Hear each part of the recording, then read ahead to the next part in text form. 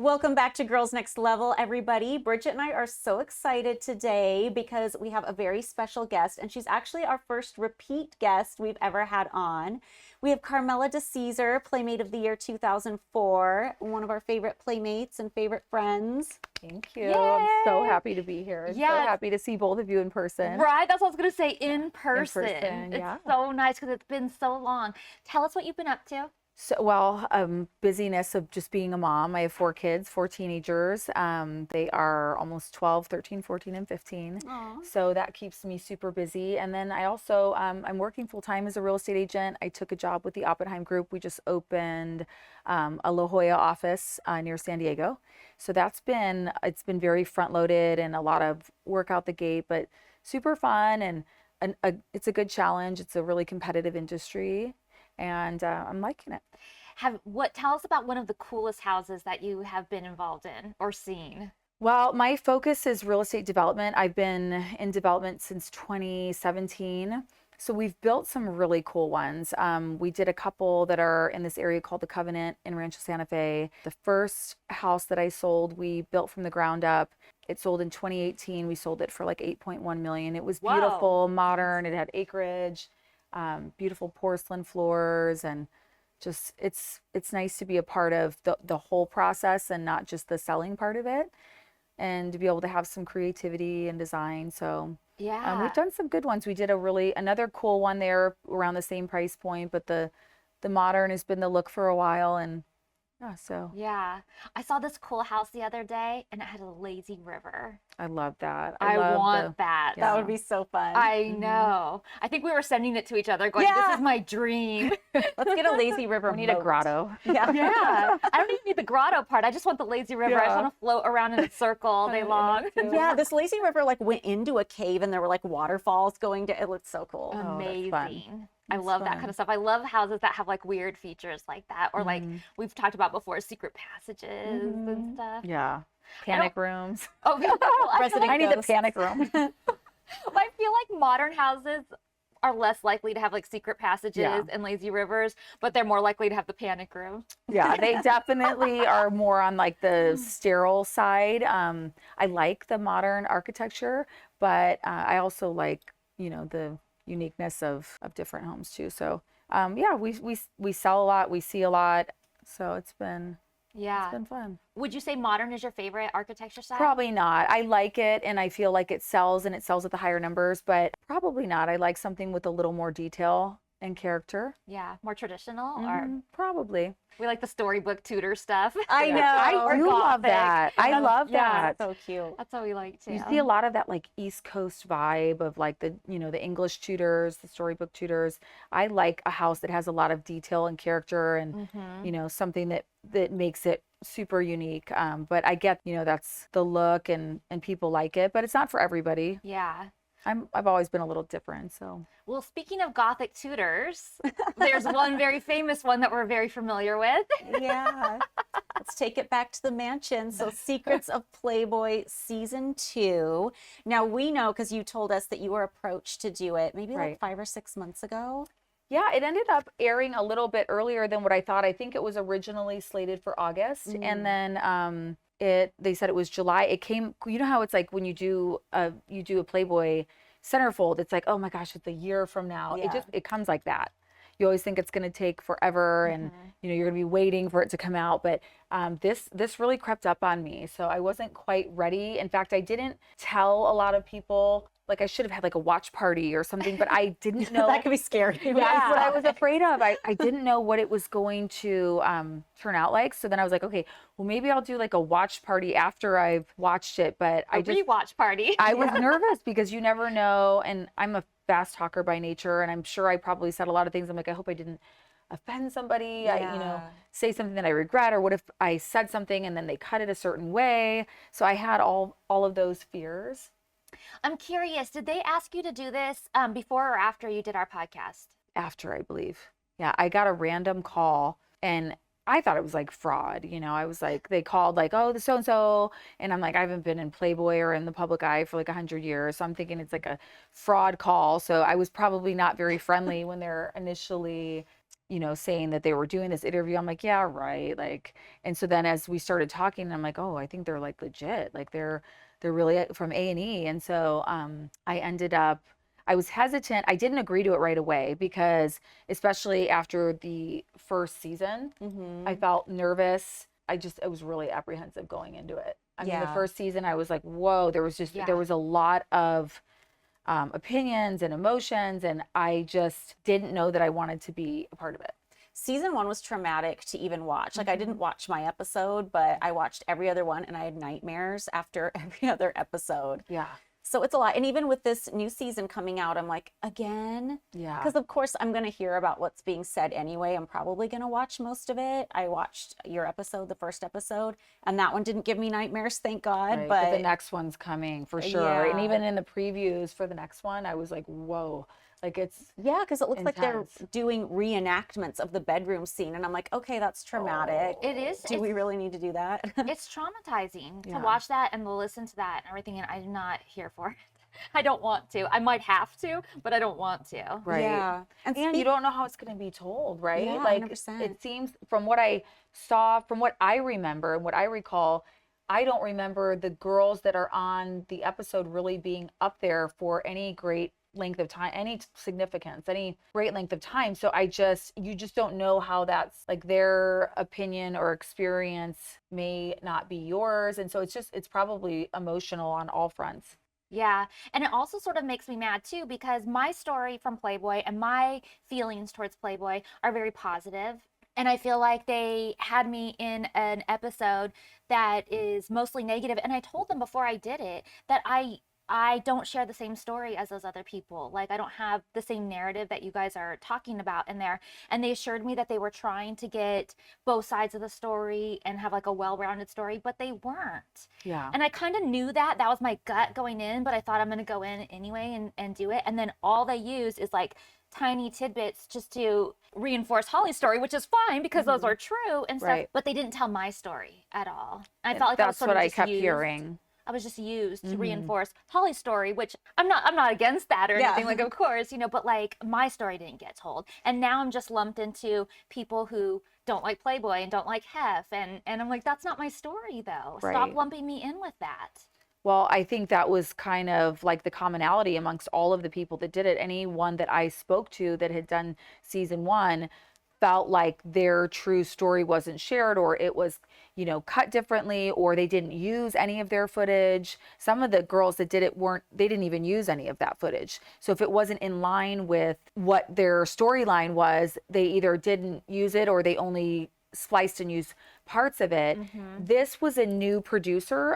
Dominique Hoffman is the new producer on season 2. So it wasn't the same producer. So I was trying to give her the benefit of the doubt that it would be done differently. And she said to me, I said, I'm really nervous to do this. There's been a lot of heat after season 1.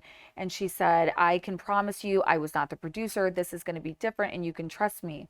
And I laughed and I said, it's not that I'm not trusting you, but do you know how many times people have said that? Yeah. And, will throw you to the wolves. Like you can't trust anybody, right. Especially in Hollywood. Like you can't trust people some of the photographers that have taken our pictures, like, hey, we're going to see this, but like, they won't show this. I have pictures on the internet that I can think of specifically from a shoot with not a typical Playboy photographer. It was an online guy, but you're 18, 19 and being told that, we see it, but like, they're never going to publish this. And those pictures are all over the internet. Yeah. And you can't take it back. Right. And to this day, I don't regret posing for Playboy, and I would do it again if it were around and I was that age, but I wouldn't have taken those photos, but they're out there. Yeah. And I have to live with it. And I have to live with it now being a mom and having, children. So, so I didn't trust Dominique, but I will say that I really enjoyed working with her, and I thought she did a very fair depiction of it was a true documentary style piece, which was great. I feel like it really did tell the story in many ways. There were a couple of things that were a little off to me personally, but all in all, she did a great job. We're going to break it down point by point so you can kind of tell us like what you didn't agree with, or like things that you maybe didn't say quite that way. Speaking of having it come out a little earlier than you thought. I was surprised at how little promo I saw for this season, because Bridget was like, oh, did you hear there's a Secrets of Playboy season 2? Where did you even see it? Just on TV? Yeah, it came up. I was just watching another program. It was like, oh, Secrets of Playboy Monday. And I was like, wait, in a week? Yeah. What? Yeah, so we watched the promo together, and I kept like rewatching it, trying to figure out who was all in the promo. And I'm like, they've got so many views just from us, but like we haven't heard anything about it. Like nobody's tagging me in it. I don't see anybody talking about it on TikTok. It's weird how like the first season they rolled it out, and I was really not happy with the way they promoted the first season, because they asked me if I wanted to be part of the press to promote it. I said absolutely not. And then a couple months before it came out, I start seeing all these tabloid articles, which is like farming out my trauma story in like the grossest way possible, which I'm fine talking about in a long format if people want to sit through that. But I don't like it when it's beaten down to like 2 sentences. Right. And then I get dragged for that all over the internet, and I have to see it popping up on my phone. And Bridget's like, it's not even my story, and I'm traumatized and I'm seeing it. Yeah, because it was so out of context. Yeah. Well, you can't get the full story in 2 lines. So it's, Yeah, exactly. yeah, I could see how that could be difficult. So now they're back with season 2, and I also noticed that they've turned it into a whole franchise. Like they don't just have Secrets of Playboy, they also have Secrets of Miss America, and they have a Secrets of Penthouse coming out. So it's like all this stuff.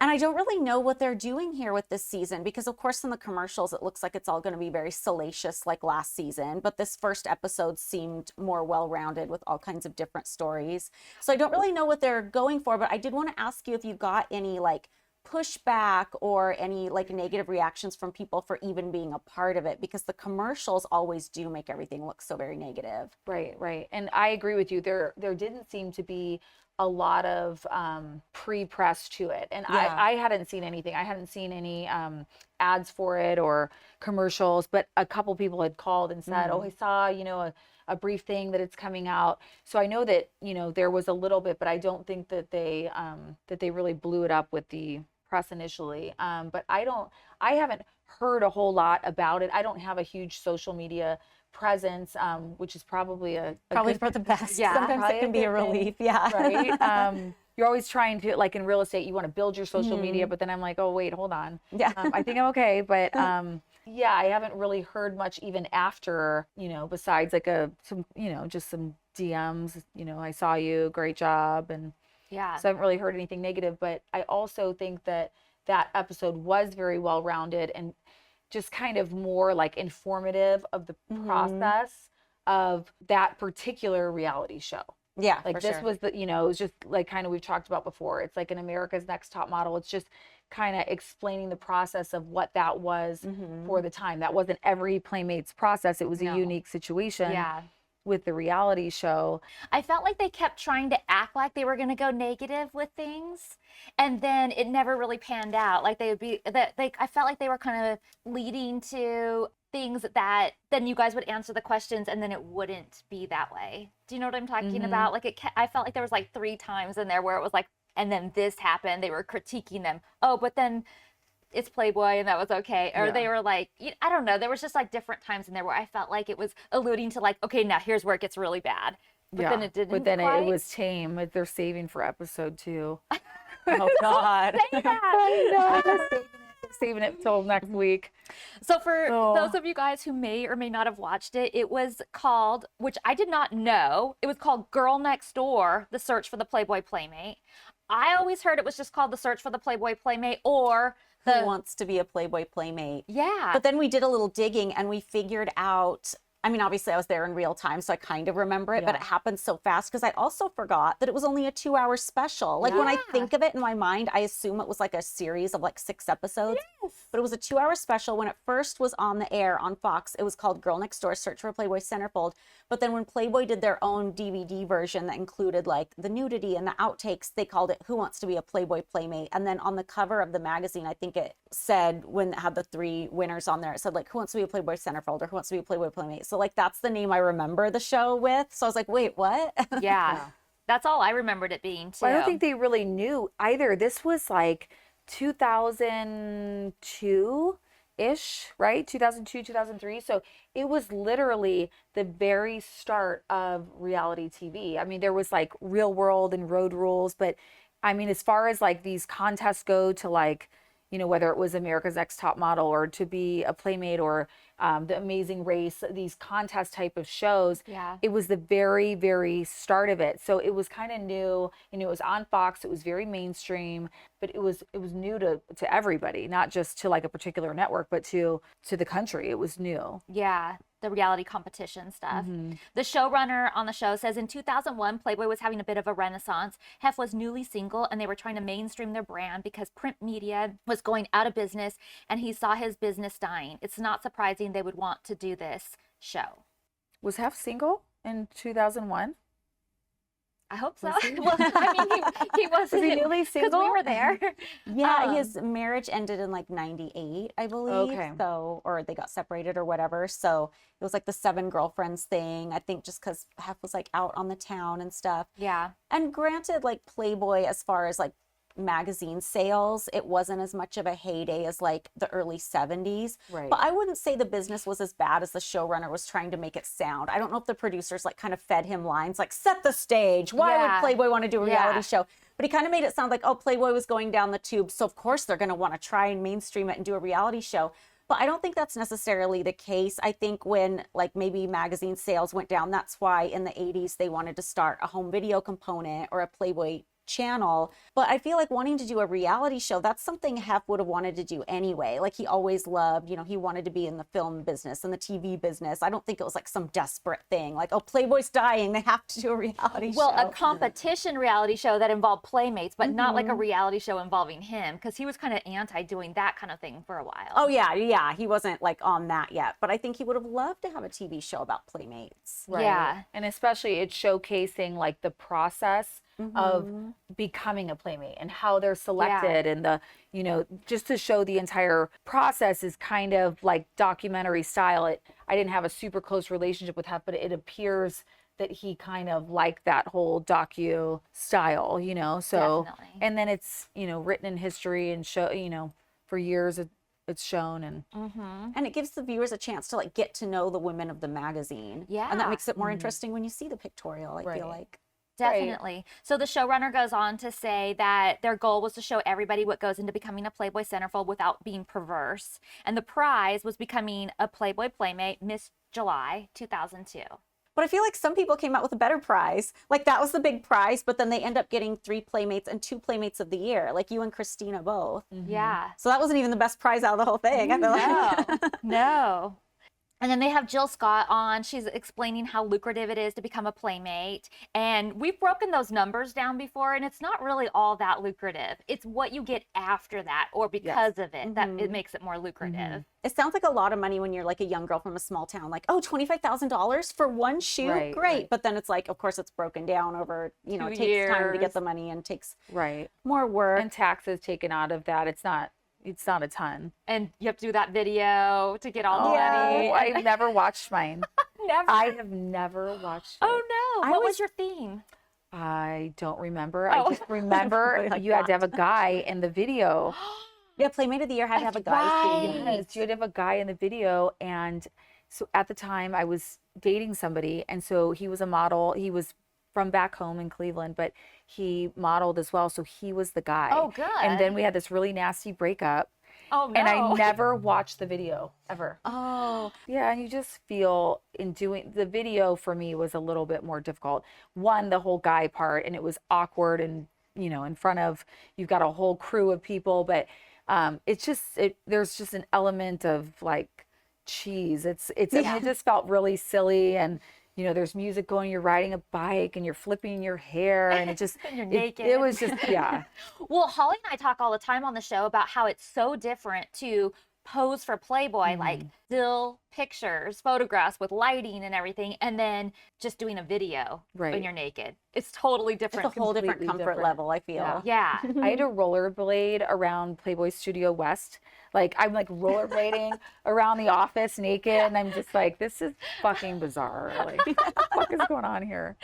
Yeah, they had some funny setups. They always had to think of like Yeah. some scenario. College, some like girl reason- next door. I'm Yeah. like eating, you know, we talked about this last time. I'm like eating a pizza, and they have a Sprite can. I'm like chilling on the bed in a thong, and I'm like, this is like, it just was weird. It was awkward. And then, Carmen Electra she's super smoking hot and there's like water flying everywhere. And I'm like, where's the water? Like, I want to be hot. I don't want to be eating pizza with a Sprite can. Yeah. Yeah. Then the showrunner goes on to say that they spread a pretty wide net looking for contestants for this. They were looking for something that Playboy had embodied for years after years, the real experience of someone being plucked out of hometown USA and put into Los Angeles to live the dream. But then Lauren had already done a shoot she talks about how she'd already been like topless for a college girls edition. Yeah. And then Jill was talking about how she's done like, I forget, like 20 something special editions before doing this. And I was like, wait, that's not just nobody out of, I mean, I'm sure a lot of girls from just hometown USA were plucked out of nowhere, but the two of them that made it weren't. They had experience with Playboy itself. Right. I didn't realize that until I watched the show. I didn't know that because it felt really cool to think like Playboy went to however many cities, 12, 13 cities around like the entire US, and to feel like there are, 12 girls picked. Was there a total of 12? 12 girls picked out of like the whole country, basically. Yeah. You're just like, wow, this is like a super honor. But I didn't realize that two of them had previously, done any sort of work with Playboy. And then on the flip side, I thought it was super cool that 3 of the girls on the show came from Cleveland. Oh, I didn't realize. that too. Yes, there was a girl from the east side of Cleveland, and then the other one was from somewhere else. But I was like 3 girls out of the entire country came out of Cleveland, which was really special because I'm such a huge promoter of like where I'm from. I love Cleveland. I love the city. I love the character, the sports, the people, all of it. And so I'm like, wow, like 3 special women came out of there. So it was really an honor, but I didn't realize that there was, any prior connection. Well, there might have been more girls that had prior connection. I'm only going off this show where 2 of them talk about it. And there's only, 3 of you interviewed? 4 of you interviewed. Yeah. So it was Jill Scott, Lauren, Shallon, and myself. So 4 of us. Yeah. So out of the 4, 2 had previous. So who knows about the other 8? Right. And Shallon's talking about what Playboy's looking for.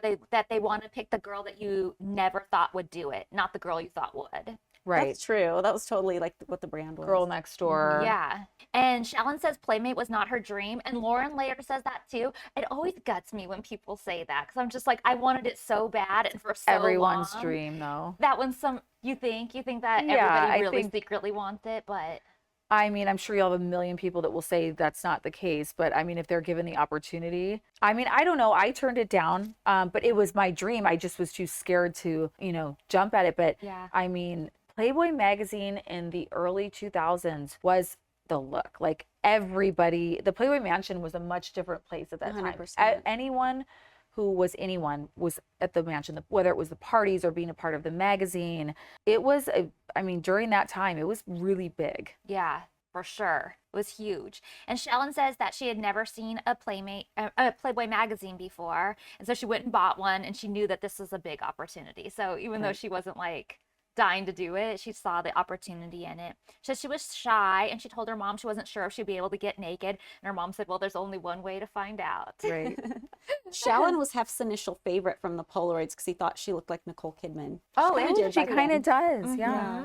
She kind of does. Mm-hmm. She said she was scared but tired of being scared. And I get that. Mm-hmm. Yeah. Like there's things in my life where I think back and I'm like, no, you just have to do it. You just can't be scared of it and you just have to give it a try. Mm-hmm. Right. You know that you want it, but then it's like an internal war where you're just questioning, do I, don't I? But, and I mean, I felt like that was my whole story there. I wanted to do it. I wanted to use that as a platform and I wanted a more exciting life. I loved where I was from, but I wanted to grow. And I knew that was, the opportunity, but you're terrified. Well, I was going to do you next.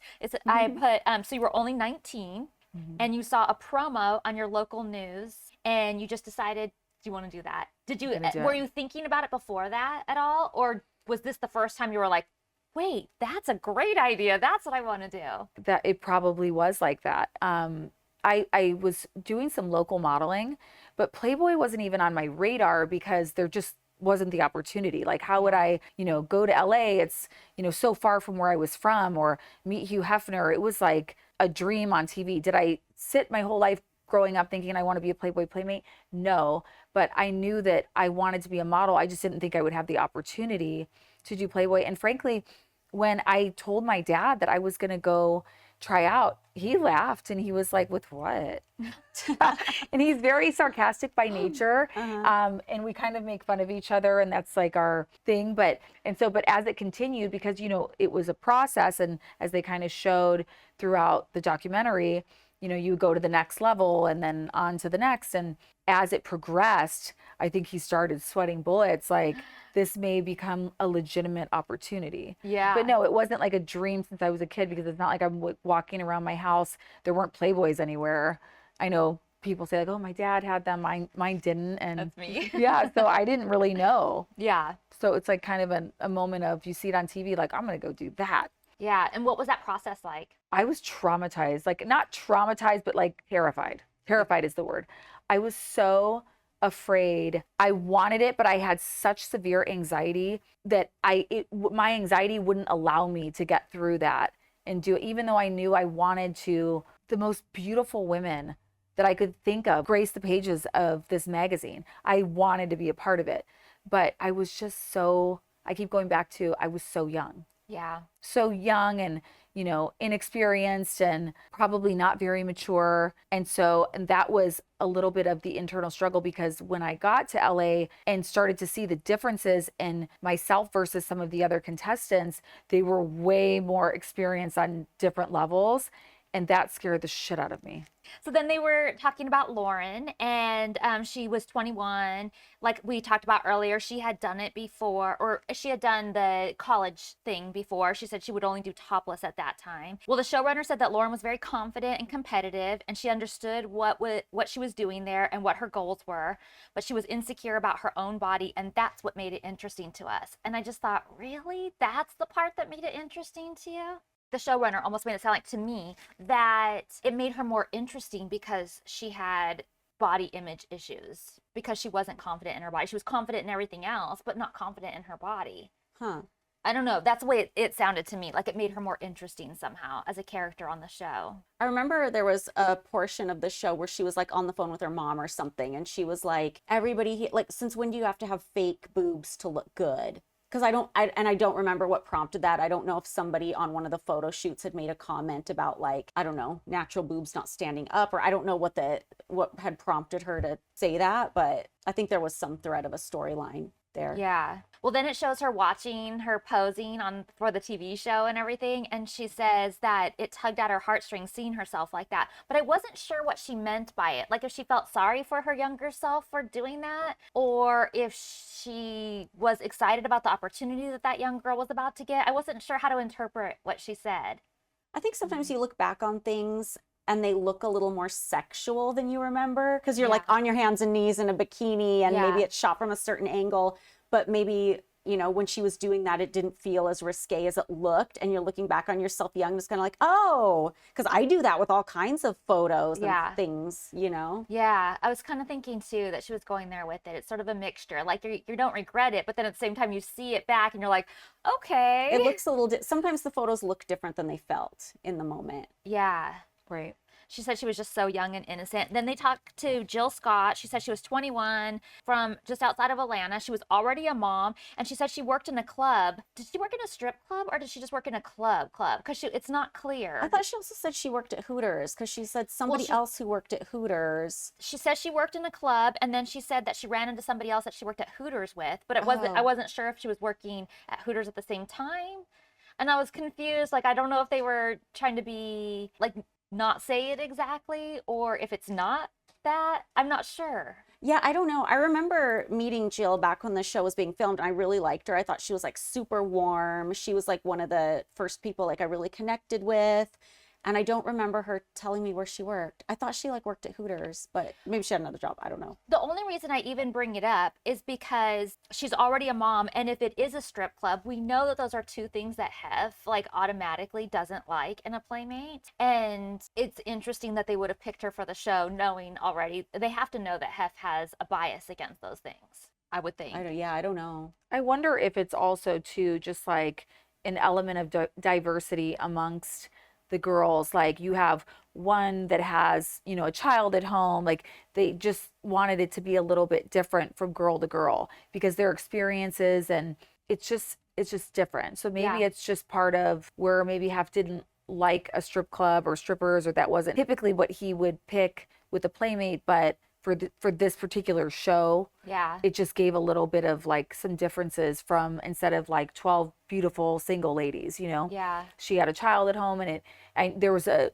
part in the show where she was crying. She missed her daughter. I don't know if they showed that in the documentary, but in the actual show, she was crying. She missed her daughter. She was homesick. There was, you know, that it was Yeah. hard as well. Yeah, they want to get all that drama. They want to like get all the drama. people missing their home Right. and like Giving up things to be there, showing how important it Yeah. is, but also showing diversity in the characters and Right. everything. And not just like your typical centerfold. Yeah, these are all 12 college girls. And Right. they're all, Because all that'd be a boring single. show, right? There's not much, Yeah. you know, there's not a whole lot of content, but it did make for some additional, you know, drama, because it probably pulled at the heartstrings of, you know, the viewers. She's got a child at home, and then there's like that judgment. Well, what is she doing there if she's got a child at home? And Yeah. it creates a lot of judgment and drama. Definitely does. And then the showrunner says that Hef was really good at verbalizing what women had or what they lacked. Is that part hard to watch back, critiquing?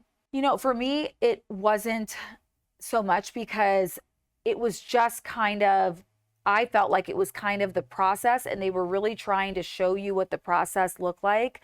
In today's world, it would not be accepted Yeah. at all. By any means would not be accepted. But during that time, it was probably realistically what was taking place. Right, wrong, or indifferent, it probably was a true depiction of, you know, what he would say. And he probably didn't think twice saying it on television, but now I think you would. Yeah. Well, there was a whole show on called Hot or Not.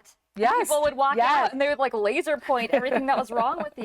yeah, it's crazy. Oh, I'm sorry. Because it's such a ridiculous premise of a show that would never, I ever, know. ever be okay, okay. say, in a million years. Right. But that's the thing. Times were different. And like, I mean, what was okay then isn't okay now. And what's okay now probably won't be okay later. So it was kind of his job to do that, to critique all of the girls. But I just feel like it's really hard to listen to that and hear it back about yourself and about people that you got close to.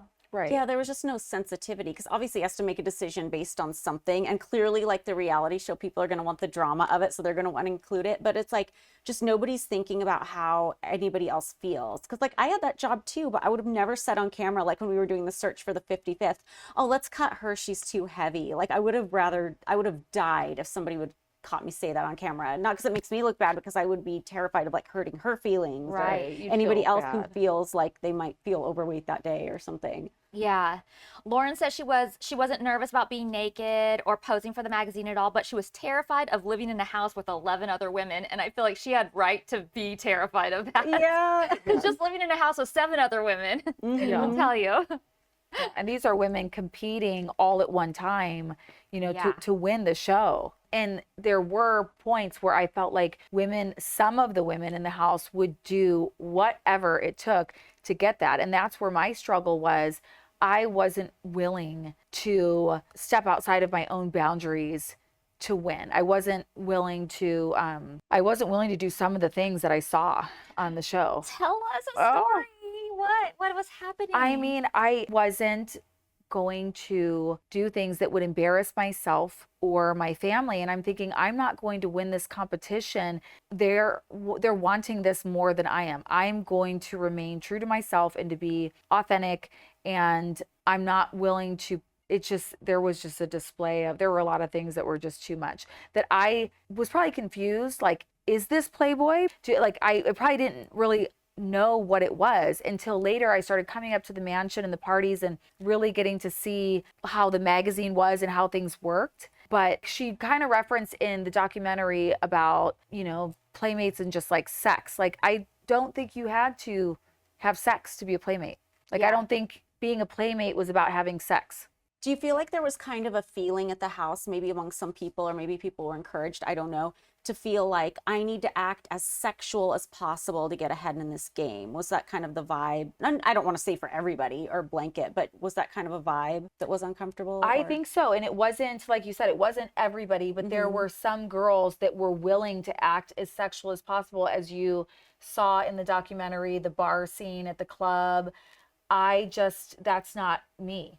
That's not authentically me. I would not go to a bar or a club and behave like that. And I get being like able to cut loose and have fun, but I would be embarrassed to be seen like that. And my idea of a playmate was not that. And so I wasn't willing to do those things to get into the magazine, not realizing at the time that I don't have to do those things to get in the magazine. Just be yourself, stay true to who you are, and however this shakes out, it shakes out, But at that point, I think it was scaring me so much. There was like the hot tub scene, there was the piercing down low, and the camera, there was that scene where, and they also reference it in the documentary. I mean, her legs are open, the camera's like right there, and they're looking at the piercing, and I'm just like, I'm non-judgmental. Like, I don't care what anyone does. I'm not a go with the flow personality, but when it comes to other people, I go with the flow. Like, do you, I'll do me, like, I'm good.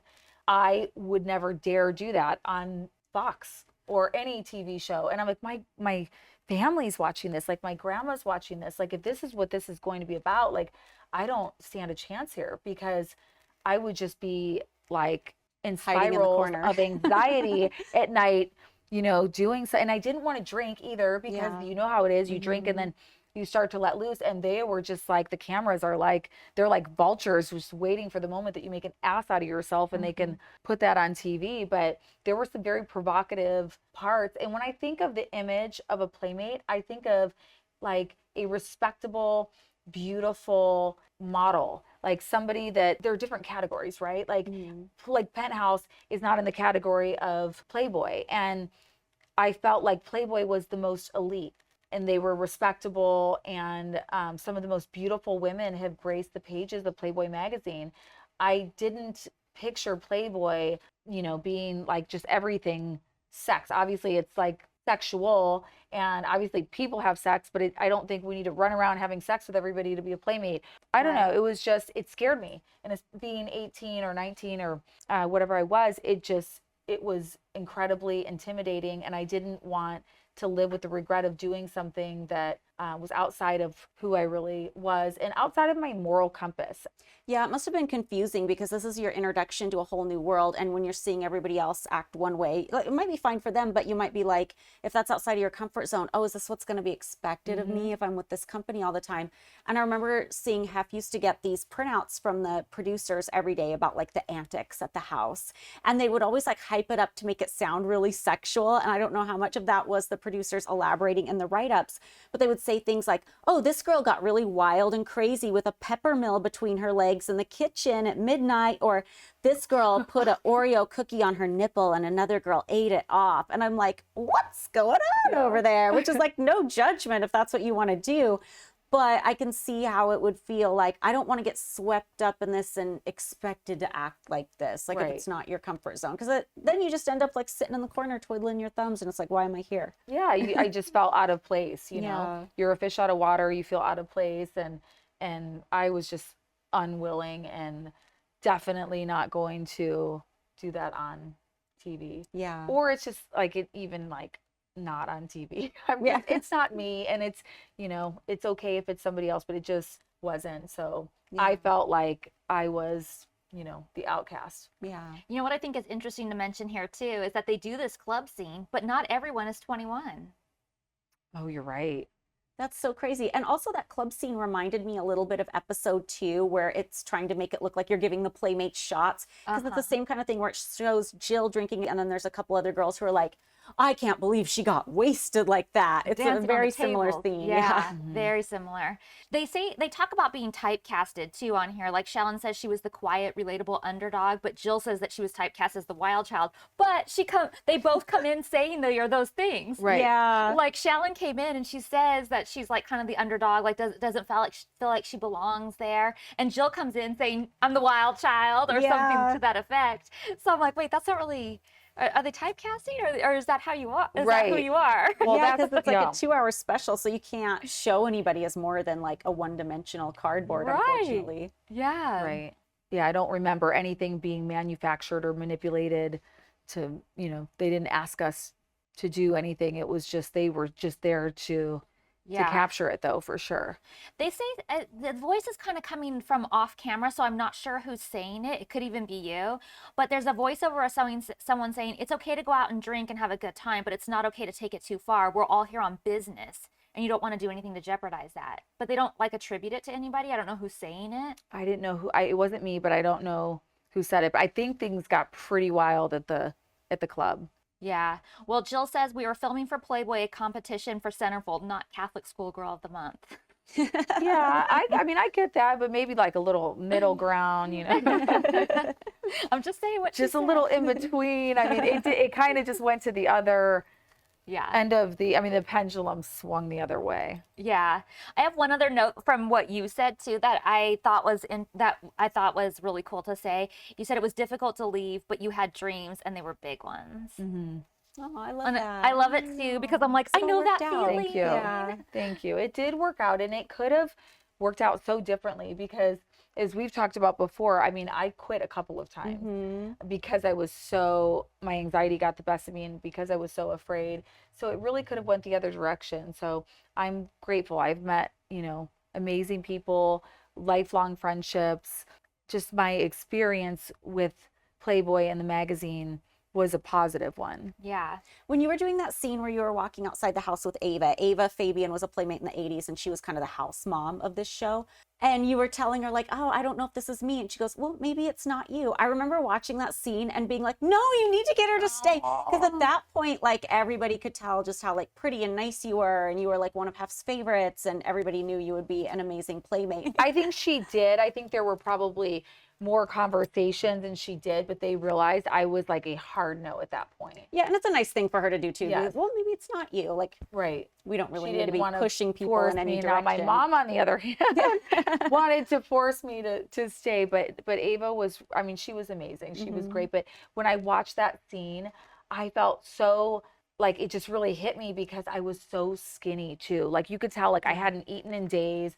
I was like, so not just nervous, I was nervous to a point of like I was sick. Like I physically was like sick and I couldn't eat anything, I couldn't sleep, and I knew like it was time to go home. Yeah. So watching that scene back, I just remembered how done I was, and I just was so homesick at that point that I'm like, I need to leave.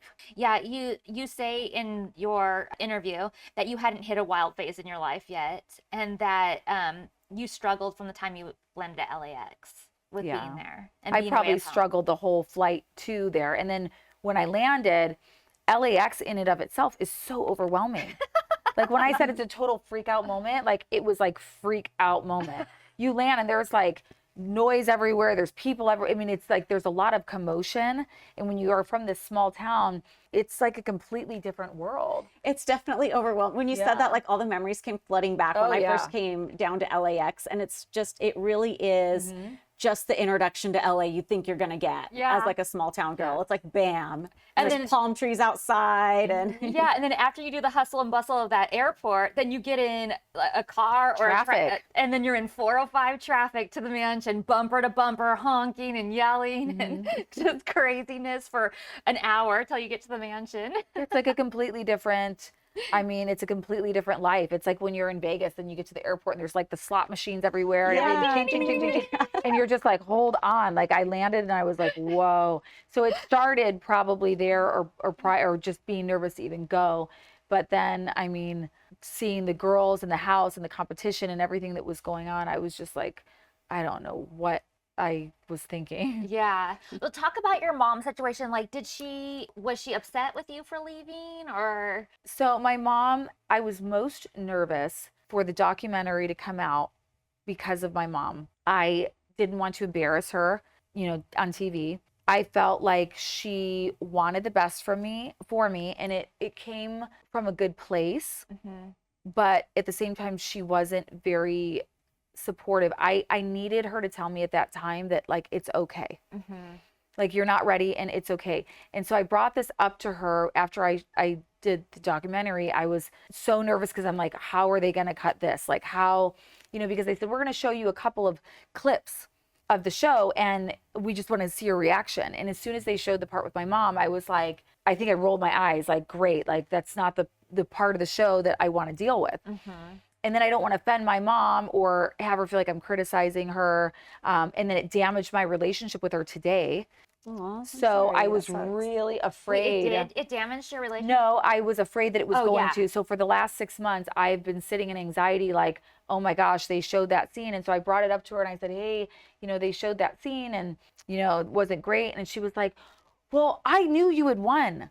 I knew that they had already called me and told me that you won. And I'm like, Wait, what? that's what she said. And I was like, I don't think so. I don't think that's how it works. Like, Moms nobody. are so funny. And she's They probably really are. embarrassed, that she was so harsh. And, at the end, I'm like, I love you. And she's like, click, So she's probably, just a little embarrassed.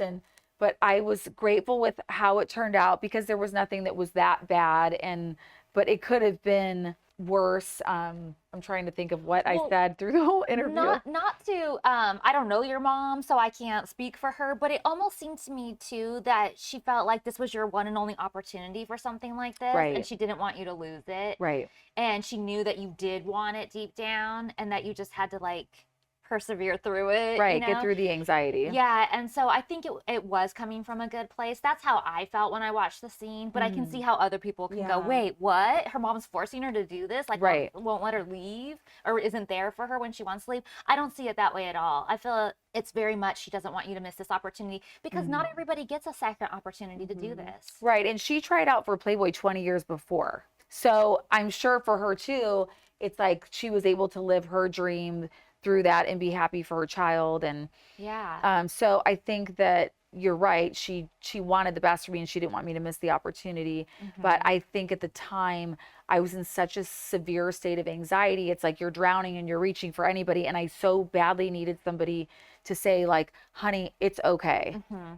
Because there was no turning back for me at that point. It wasn't like, oh, I don't know. I wanted to go home. I was just Yeah. like, I'm too afraid to do this. Like, I'm not physically, I can't eat, I can't sleep. I'm not physically capable of doing this right now. Right. And fortunately, I got lucky and there, it wasn't the only opportunity, Yeah. but it could have gone the other way, which would have really sucked. Do you think you would have had regrets if it didn't go the other way? 100%. Yeah, Yeah. I do. So then you leave, but then it goes on to do the different rounds. They break it down to 6 girls, and then they do like a photo shoot, and then it breaks it down to 3 girls. But after they break it down to 6 girls, they have Jill in an interview saying that she said, to be honest, she felt she already knew who they were going to pick, and she felt that her photo shoot was rushed because they already knew who the winner was going to be. Do you guys think they already knew who it was going to be at that point? I think it's possible. I think they probably have their front runners. I don't know if it was 100% decided, but if she felt like the other girls already had the upper edge, it's hard to then be away from your child and know that you're not going to win anyway. I could Yeah. see how that could be really difficult for her. I feel like when you're in those competitions, and I even think back to like pageant times and stuff like that, if I got like a suspicion or somebody was talking about how they already know, and it happened to me one time, they already know who's going to win this, it's very hurtful and you feel like you're just wasting your time and you get really defensive and like Right. upset about it because you put a lot of money for pageants anyway and time into those kinds of things. So when you start hearing those rumors, it really messes with you mentally. Yeah, I could see that. Yeah. They didn't have it chosen though, just to answer the question. They didn't. No, not at all. At that point, like you were already gone, and at this point where it was 6 girls, Shallon was Hef's favorite, but even he hadn't made a decision yet. And they definitely didn't have it picked. It wasn't like, oh, we know Lauren's gonna win, let's just get this over with. Like it Yeah. absolutely was not. I a mean, they hard might have choice. had their favorites, and maybe Jill didn't feel like she was the favorite. So, and I know that that's a shitty feeling, but they definitely didn't have like a winner picked. She still made it to the top 6. Yeah, though. that's I mean, amazing. that's first of all the big net that then she made it Yeah. to the 12, then she made it to the 6, so that's getting pretty far in things. But then they cut it down to Lauren, Christina, and Shallon.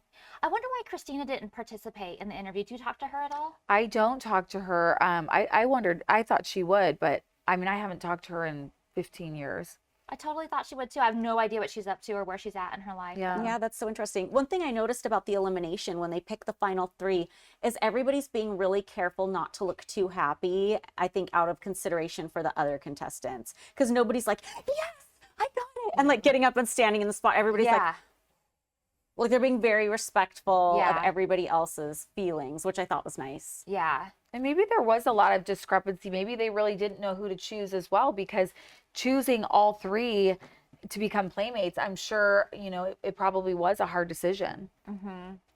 Yeah. So the final challenge is doing the actual centerfold. And Lauren said she was nervous because she had her body image issues, but her competitive nature kicked in and she really just wanted to win at that point.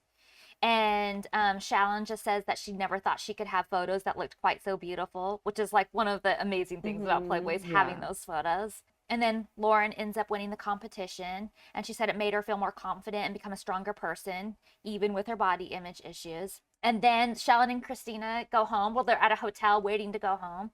And then I guess out of nowhere, Hef calls and says, I want you guys to be playmates too. Yeah. And the only reason the other two didn't win is he had to pick a centerfold to go to print right away. So he had to like agree to one, and he liked Lauren's the best. But Christina and Shallon both came back. Definitely Shallon came back and reshot because hers ended up looking totally different. It was like a horizontal where she's like on a gold chase. And then Christina's was like the same theme, but I think she had to reshoot hers too. Well, Lauren, I feel like had a shoe in because it was schoolgirl, and Hef has a thing for schoolgirl. So that was going to be like... Right. And then they talked to Lauren in the interview, and she says that she stayed the winner of the show, and that's all that mattered to her. So she was happy that Christina and Shallon got to be in the magazine too. But how random that somebody who didn't win went on to be Playmate of the Year. Right? Yeah. So for the listeners out there, Christina actually goes on to win Playmate of the Year that year. Yeah. Even though Lauren, Shallon, and Christina are all in that year. Right. I didn't even think about that, but I mean, there's so many like elements that go into Playmate of the Year besides just the photography, you know, so it's, you know, how much you're there and participating and working with the company. So I guess, and also the readers poll, you know, so I guess I can see that as well. Then the producers, and this is one of the spots where I felt like they were trying to dig, and then it just didn't really come out. But the producer asked Lauren if she watched the show when it came out on TV, and she said she did, that they had a party at her mom's house to watch. They had lots of people over. And then he asked, it was actually the female producer that was doing it, not the showrunner. And they asked if it was awkward watching the show, being topless with your mom. And she said, well, they didn't show the naked parts, they blurred it out. But where they are going with this is then they talk about how Playboy was doing their own version of it that's not edited. Oh, the uncensored. The uncensored version, yeah. They had the showrunner say, the girls knew they were signing up for the Fox TV show, and in the paperwork they signed, they were ultimately also signing up for Playboy to do their version of the show, Who Wants to Be a Playboy Centerfold, the uncensored version of the TV show. Which is kind of a risk because it's like when you make the decision to pose nude or something, it's kind of a risky thing because it could work out. Like you could become a centerfold, you could have that great experience you want, but it might not. And then you're stuck with like nudes floating around or nude footage. And not that there's anything wrong with that, but no matter how comfortable you are, there's going to be fucking people who judge, which sucks. Yeah. So it's kind of like this weird risk reward thing. And I think it's an important thing to think about even for people who today who might be starting in OnlyFans, because you hear about people who make so much money on OnlyFans, but you might not, like if you don't already have a following. So if you're not real comfortable with just having nudes out there floating around, it's just something really to think about. It's always such a risk because like there were so many girls on that TV show that were just like naked in front of the cameras, but they never got to be published as playmates. So you never know how it's going to go. Yeah. Well, all the girls testing too, and all those pictures can be used for whenever they want. Right. That's right. In the beginning, because they're taking their top off and they weren't even a part of, you know, really the show or the magazine, but they show clips of it. Yeah. I went to the Millennium Search and they used my photos in the magazine, like my Polaroids.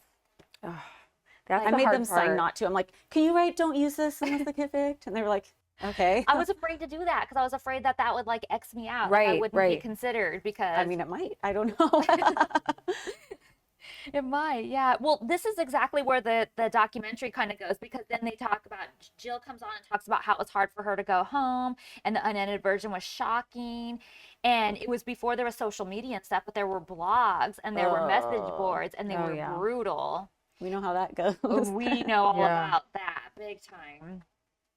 And she was like, they were feeding off what they were seeing on the show too. They see all these males judging all these girls, and then they think they can do it too, and they do it without a filter, and even worse, then they don't have to answer to anybody. There's nobody on there like, you know, filtering through the comments or talking. You know, Yeah, nobody polices that. So it's the people can just say whatever they want to say. Oh my Yeah. God, you guys, sorry to cut you off. I just thought of this. Speaking of the comments, it shows some of those comments, and Hep is like going over the centerfold. She goes, this one looks a little long in the torso. And I'm just thinking, as if heard that women part. don't have a million things to be insecure about. Now we have to worry about being long in the torso. What the fuck is that? what does that even mean? I know. I've always thought I have like a long torso. I'm like, is that like a bad thing? It like gives you so some weird. extra room. I mean, I don't know. but what I didn't know that it was I like long know. torso was like a bad Yeah, who knew that was a thing? situation. I mean, You guys, your torso can never be too yeah, I long. don't have a long torso. I mean, it kind of like leans you out, you know, so it's like you don't have to like suck it in so much. Yeah, why not? Because it stretches Give you me a out. long Yeah. torso. I'm okay with a long torso. Oh my gosh. That was one of But- my attributes. and then Shallon, and she still gets emotional about it today. Somebody called her the town teeter-totter. Which I don't want to laugh at because I feel bad if that makes her feel bad, but that's the dumbest fucking Dumbest thing stupidest ever, insult I've right? ever heard. But the fact is that Poor it Shallon. stuck with her. I know, it's so sad, and Yeah. that it still makes her tear up today. Yeah. Like, it's horrible. People And- just think they can say anything, and they think that the people they're talking about aren't even human. Yeah, there are no Right. repercussions and or that doesn't actually hurt somebody. We talk about it all the time. Like, we'll be like, oh, we got the hater comment of the week because somebody like just the other day, somebody told me, oh, look, like, good for you for starting Ozempic or something like that. And like, What makes there's just- people think they can talk like that? Like nowhere, and you have all these things in the world that are like not acceptable right now. Like the pendulum really has swung the other way. Like there's so many things that are just not acceptable. Like it's like a very sensitive era, okay? But people can do shit like that. Yeah. Like it's Right. okay to say something like that about somebody else, but like, I mean, we can't say anything like, I mean, I can't even say things in front of my kids. Like, you can't say that. I'm like, I didn't know that. Like, oh, I bet your kids are correcting you all the constantly, time. Mom, you can't say that word. You can't do that. The other day, I'm like, can I say like redhead? Is that allowed? I'm just talking about like the color of their hair. You know, like I don't know. It's like you can't say anything. But like people can sit there and like shame the fuck out of you like publicly, and like talk about your weight or your appearance or your torso or Yeah. So maybe You know? when we need to find out like what's okay to say, we need to contact your Yeah. kids. yeah, they'll tell you everything that's. And then some of the things that they do say, I'm like, what is that? Yeah. Carmella, I'm obsessed with your cute makeup brush photo. They show like a tear sheet of yours on Secrets of Playboy, and you're Oh, holding up makeup no. brushes, and it's so cute. My It's the first cutest photo thing. shoot ever. It's so cute. That was my very first photo shoot. It was the Cleveland Plain Dealer. I was 16 Aw. and it was like super goofy, but it was, I mean, that was authentically my very first So cute. with taxi model management.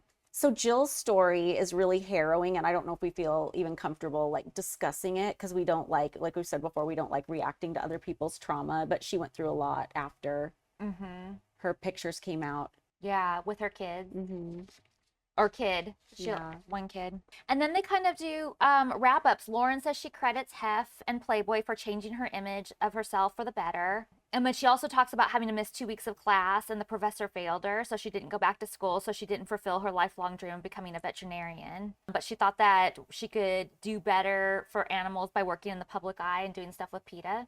And then you say you felt sad and wished that you had stayed, so you wrote Hef a letter. I did. I wrote him a letter and he asked me to come out to a party and then also to test, which I bailed on again. So I went out to the party and then I had a photo shoot scheduled and the makeup artist was there, the photographer, wardrobe, and I got on a plane and I went back to Cleveland again. And I'm like, I am never getting another chance to work for Playboy again after I just bailed. And then I was like such a brat. I was like, okay, I'll shoot, but I want to only shoot in Chicago because it's like an hour flight from Cleveland. And I want to shoot here. And so he did. He let me shoot in Chicago. We kind of talked about the centerfold that I shot there and he threw in the trash. And That's it. so You have to come funny. to LA. yeah, threw it in the trash. I probably had a long torso. Yeah. It must have been that long She torso. had that long torso. It's in the garbage. She needs to come to LA. Ching, ching, ching, ching, ching. Now the slot machines are going. I didn't care at that point. I was like, after like, you know how it is too, like shooting a centerfold.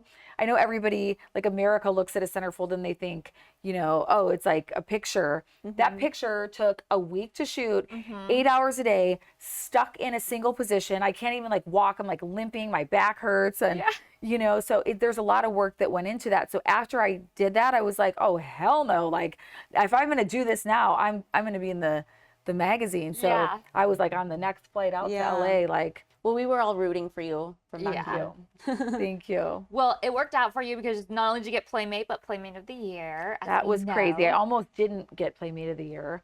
That was a little tricky.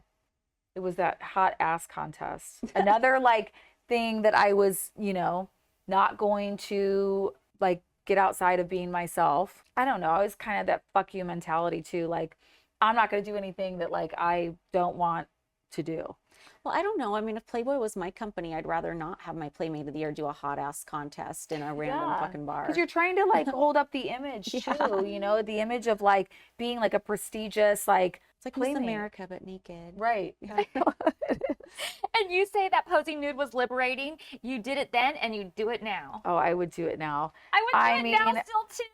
Sometimes there were times like even as an adult, I remember like in Vegas, like having a couple drinks and like just ending up running down the hallway naked. And I'm like, why am I running down the hallway naked in Vegas? And it's just, there's something so liberating about just like getting naked and just like doing streaking. it, like streaking and making that decision. And I mean, I'm pretty sure I was at like 35 when I was going through my divorce, like driving around on golf carts, like flashing people. And like, there's just something like, there is something liberating about. Well, you say it's empowering and you're making a choice for you. Yes. And if that's the worst thing that I ever did in my life, I'm good. Yeah. Right? Yeah. And Jill says she's at a place in her life where she knows herself and loves herself and she is happy and she loves life. And we already kind of talked about this. They're talking about how, you guys were talking about how the show couldn't be made today because of some of the comments that were made. And Jill says that if it were made today, everyone would be canceled. Well, even when people talk about their time on America's Next Top Model, like a lot of problematic stuff comes out. I've crazy. heard some things, yeah. And the showrunner kind of says there's a reason why Playboy magazine does not exist anymore. And what is the next iteration of it? No one really knows, but the business of exploitation is not going away. It's just done in different form. It's funny how we say, like, I don't know if I necessarily agree with, like, if the show was made today, like, it just wouldn't work out. Like, there's definitely, it feels like a double standard.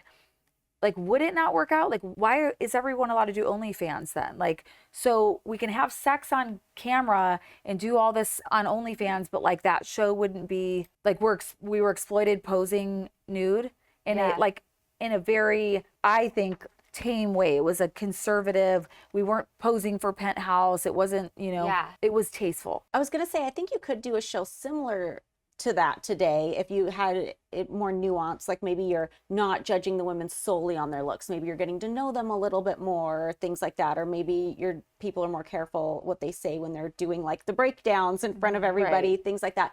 You're right. Probably in the process of critiquing, like they could be more politically correct, right? Yeah, and just like more considerate about people's feelings and but more then diversity. You can have sex on the internet though, and it's fine. Yeah, it's fine. We're not, nobody's being exploited or, you know, it's just so a weird time. Yeah, it's weird how people. It's a weird time. I get I understand the difference in opinions, but it just doesn't seem to be very consistent. No, not at all. At all. Yeah. I feel like I have to over explain every single thing I say because people want to take things the wrong way, or they want to edit your stuff out of context and say, well, you said that. And it's like, no, I actually said the opposite of what you're saying I'm trying to say. Right. Yeah, you're at risk for anything that you say publicly. And that was another reason I was afraid to do the documentary, because it's like we live in a world where I am fearful that, oh my gosh, if I say the wrong thing, it's either going to be taken out of context, or maybe I just said the wrong fucking thing. Yeah. Like, does that ever happen? Does anyone ever make a mistake and just say the wrong thing sometimes? Right. but you can't even say the wrong thing anymore. But then you have these like people on the internet that can say it's not consistent. They can say every wrong thing because you can't see them. Yeah. So let me say like how fat you are, or that you're taking Ozempic, or that your torso is long, or whatever. It's like they can say whatever they want. It's just there's no consistency, and Yeah. it's just a very unique time. Yeah. It's almost like we're oversensitive and inconsistent. Absolutely. One thing I wanted to ask you about, because I know when you talked to us about wanting to, or not wanting to do, but considering doing Secrets of Playboy, one of the reasons you wanted to do it is you wanted to talk about all the positive female friendships you made through Playboy. And they didn't include that at all. I know there were definitely some things that were not included that I was very hopeful. One of the biggest things in my life, besides my children, are my friends. Like I truly feel like the women that I have in my life are my real soulmates. It's like when we're younger, we always have this image of like getting married and like finding your soulmate. And there's just this like misconception that it has to be a man or that it has to be a woman on the other side. But my friends are my soulmates. Like I've been fortunate to have really met the most amazing women. I have one of my best friends from kindergarten. I have one of my best friends from being 20. I have my closest friends in San Diego that I have like 5 amazing women. I have people that I've kept in contact with, like you guys, for the last 15, 20 years. Like those friendships are so important. So I do wish they would have touched on that, because I mean, that was one of the biggest gifts that came out of Playboy. Yeah, I agree. Yeah. There's so many female friendships. Right. Yeah. Yeah, I consider myself super lucky to have that. Yeah. So there were a lot of positive things. I don't discredit any of the negative things that came out of it as well. And everybody's, everyone has their own experience, our experiences were all different. Yeah. But for me personally, there were definitely some really, really great things. And I'm sure for you too, there were, great things in terms of friends and I mean, look at your friendship for all of these years. Like, there's always like the silver lining. Yeah, for sure. Even in the worst of situations, like I remember feeling like my whole life was falling apart when I was separating from Jeff, and I was like, whoa, like this is not how it was supposed to be. This is not what I planned. Like I didn't have all these kids to then like get divorced and like to live in split homes, and I really was in I couldn't see outside of the chaos. But there were people that I met in the process that were, it's girlfriends in particular that I met that were going through similar situations, and they're lifelong friends, and it's like they're on this journey with me. We're raising our kids together, like the most important things in our lives. And I'm like, there were great things that came out of not so great things. Oh, 100%. Yeah. Well, and now we have episode 2 to worry about. God, I know. Nervous for you. That's the weird thing, is I have so many amazing female friendships from Playboy. You guys and a lot of the playmates that were around during our era. It's so amazing. But it's odd because there's also like this underbelly of like female like horror relationships I have from that era too. Yeah. It's weird because it's totally a two-sided coin to me, from like best to worst. Yeah. It's crazy. But luckily more good people than people I have drama with. Well, I'm so glad we got to have you come in and talk about Thank this. you both so much. It's so nice. So glad that our friendships have endured. I know. Let's go get some dinner. Yes. Dinner and drinks. So you guys, we will be back next week. If you would like more content, be sure to check out our Patreon at patreon.com/girlsnextlevel, and we'll see you next time. Bye, guys. Bye.